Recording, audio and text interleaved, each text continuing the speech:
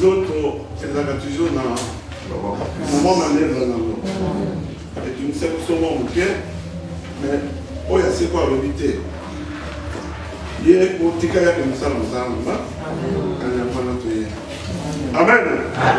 Donc, personne n'a pas monté, la tombe, personne mon cœur pour faire une monté.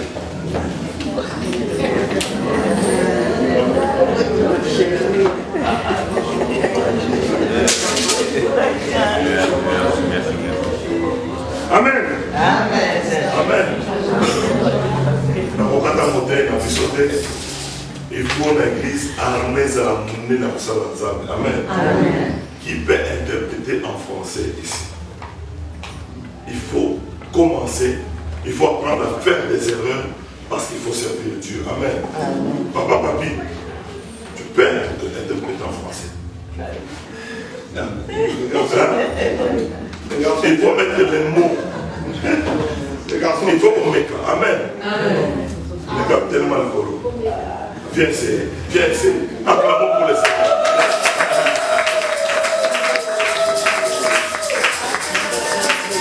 Papa, ça fait à qui qui vient dans la classe pour rien. Amen. Ça fait ce qu'on a besoin de nous soutenir pour la classe. Ils allaient pour. Pas pour nous, on est là pour la cachette comme ça. Amen. Mais ça va beaucoup na yo. Ça va pas pour la cachette pour ça. Azara na yo. Après ça yo maloba. Na kombo na Yesu. Amen. La tradition manteau. Na kombo na Yesu. Pour interpréter charisme. Nous retournons dans maloba na kombo na Yesu. Amen.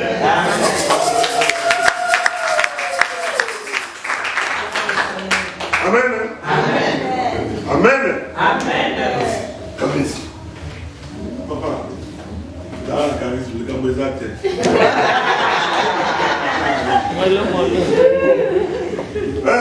Avant que tu avant de commencer toutes choses, tout est le mandicolo.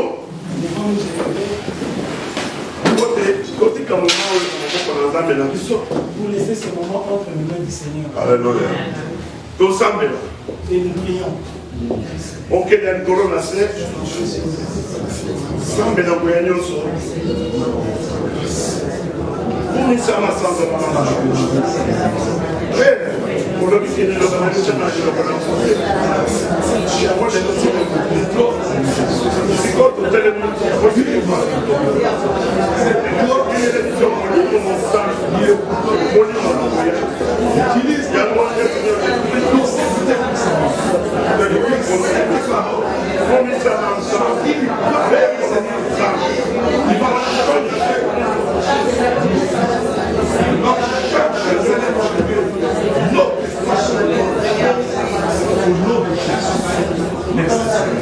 Amen. Amen. Tofanga. Amen. Na tombo ya lelo. Ce matin, pour partager de nous allons partager la parole de Dieu. De quelle façon Dieu va nous conduire? Nous avons notre façon de suivre notre Dieu. Également, Dieu a aussi sa façon de voir les choses. C'est pourquoi nous allons lire le livre d'Ésaïe. Chapitre 55, verset 8. Nous avons dit que mes pensées ne sont pas vos pensées. Alléluia. Et vos voix ne sont plus jamais des voix. Alléluia. Je voulais vous montrer ceci.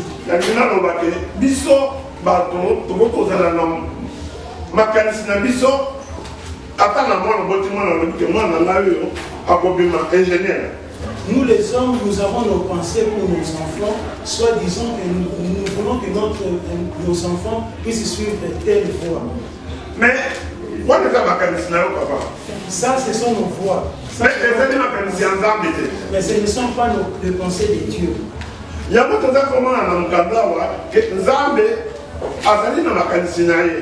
Voilà pourquoi la Bible nous enseigne comment Dieu a ses pensées. thème na biso. Voici maintenant le thème du jour. Et ça dit thème na biso ya koloba ke makanisi na biso na ya Nzambe ekeseni. Donc notre thème d'aujourd'hui, le pensée de Dieu est différente de la pensée des hommes. Mais sous thème na nous ça dit sois un bon serviteur. Ça va pour ça il y a serve. Amen. Amen. Yango sikoyo na kati ya public tokosenga ponte toluka mama ou papa moko atangela biso na muganga ya 1 Samuel chapitre nango 9 to banana verset ya misato 1 Samuel chapitre nango 9 to banana verset 3.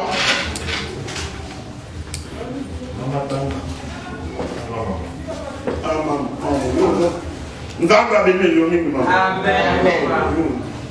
Je lis la parole au nom de Jésus. Amen. Nous sommes dans les livres de 1 Samuel 9, verset 3, nous dit ceci. Les ânesses de Kis, père de Saoul, s'égarèrent. Et Kis dit à Saoul, son fils, prends avec toi un de tes serviteurs, lève-toi, va et chercher les ânesses. Amen. Amen.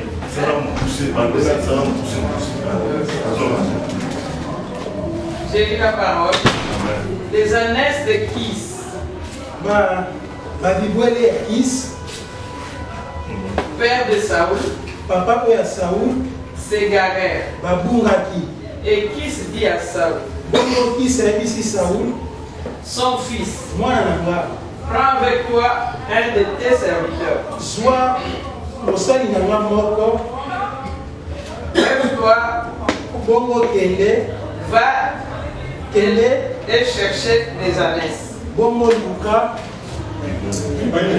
Amen. Amen. Maman Zara. Awa, na chapitre na yokini. Toyoki que 15 azali moto monene, azamu kambongo, azali na dibwele na ye. Moko na dibwele na ye akimi, donc abungi. 15 azalaki na mwana na ye ya liboso, kombo na ye Saoul.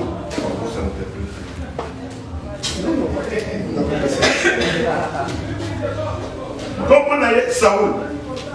Comment est Saoul?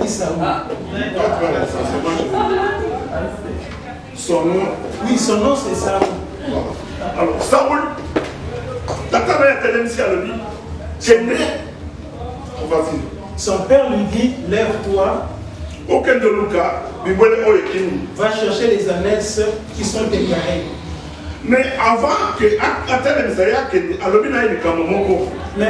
d'abord de dire à son fils Saoul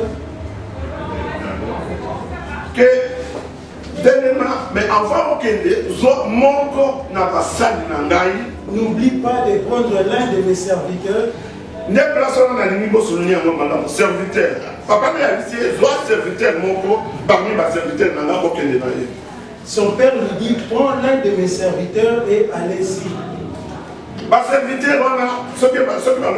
des serviteurs, c'est-à-dire que si la Bible insiste que l'un des serviteurs, c'est là pour dire qu'il y avait beaucoup de serviteurs. Maman continue.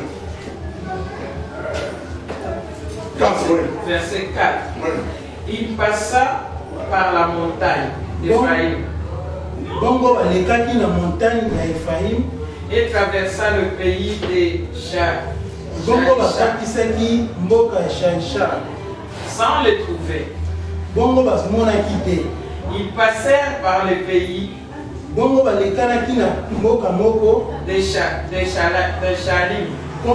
Shalim. Et elle n'y était pas. Ils parcoururent le pays de Benjamin. Et ils ne les trouvèrent pas. Je continue? Oui, continue. Ils étaient arrivés dans le pays de Tuf. Lorsque Saul dit à son serviteur Saoul alobaki na mosali na ye qui l'accompagnait, kwa bale kotambola na ye longo viens, yaka retournons, tozonga de peur que mon père po papa na biso oublie les ânesses, po aposana balibwele na ye ne soit à peine de nous. po azala na pasi mpo na biso. Amen. Amen. Amen.